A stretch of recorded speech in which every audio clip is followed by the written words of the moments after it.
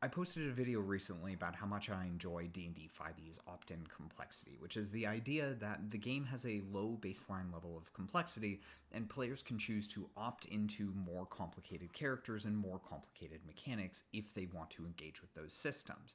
But players can still engage with the game at different levels of complexity and both still play at the same table, which is a very satisfying experience because it allows a diverse group of players to all enjoy the same game together.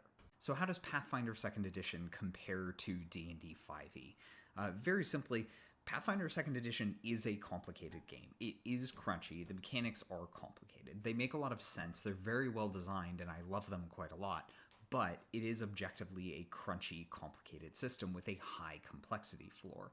Like, there are complex characters, and there are massively complex characters. Really, the only way to remove the complexity from PF2 is to use the variant rules presented in the Game Mastery Guide, or the GM Core in the remaster. The proficiency without level will significantly reduce the math scale, but that does very much change how encounters work.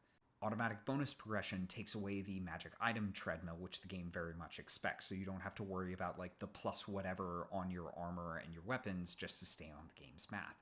So like there are options that you can use to remove some of that complexity, and the game inches a little bit closer to 5e as you do that, so that may feel very familiar. But baseline, there is no opt-in, opt-out complexity in PF2. All characters are reasonably complicated.